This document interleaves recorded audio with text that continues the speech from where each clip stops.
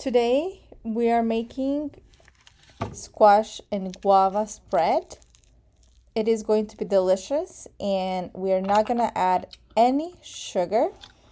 You can add some honey if you'd like, and you can also have some coconut oil or some other type of oil that you like that might help as you bake them. So first, we are going to separate the seeds. As you see here, I'm going to separate them and put them on the side as they taste just like pumpkin seeds and I love them. My goal here with this recipe is really to provide you with something easy, fun, delicious, and healthy to make for yourself or your family. Living in New York City has taught me to be intentional with my time and to really give it to the things that matter. And food is something that I value strongly. And working from home, having a side job, starting my own business and running that business, being a content creator is just a lot to do, and started a family. But even with all these responsibilities, I still value homemade, delicious, healthy food.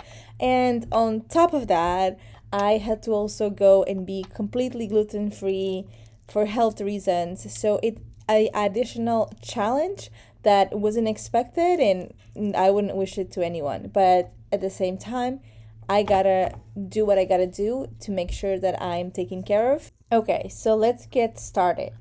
After I remove the seeds, I also make sure to remove this gooey stuff that's inside. I grab a spoon and I scrape it off. Once I have scraped it off, and I'm sorry for not having in the video, it kind of got cut out. I was rushing. I just really wanted to get it done with as quickly as possible and have dinner ready. But I decided to share this video because it came out so good. I was surprised. I was shocked by how delicious this ended up being, and not adding any additional sugar except for the guava. The guava does have some added sugar to it on the ingredients. I did see it. So besides that, there's no other sugar, and obviously honey, when you cook it, it can turn into sugar, but it's still, in my opinion, different than processed sugar. Here are all the seeds. This is it. I added some honey and some coconut oil to them when I was baking them. And then I took off the skin just a moment now. And now I'm going to add some guava. I get mine at ShopRite in the Hispanic section. You can find it there. It's delicious. And I believe this one is the product of Colombia, to be specific. So guava come into this thick paste. So I cut them in smaller pieces, and then I added it in a plate with the squash, and I mashed it all with a fork. Of course, you can use a hand blender. I just strongly recommend that you don't use it for too long, or it might come out too pasty, and it is good when it has some texture to it. I continue mashing it until it got into a nice paste, and then I let it sit. Guava softened and it got into this really nice mash.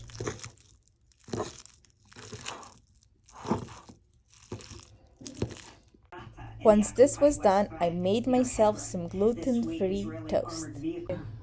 So now that I have this here, I'm going to make myself a snack, a beautiful snack.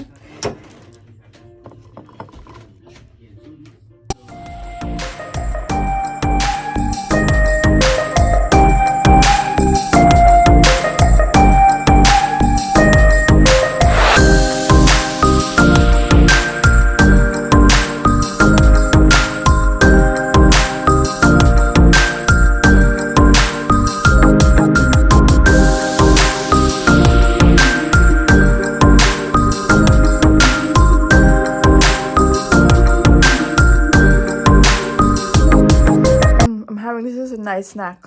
Mmm. Mmm. Mmm. Delicious.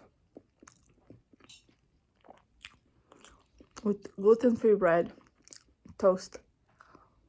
Mmm.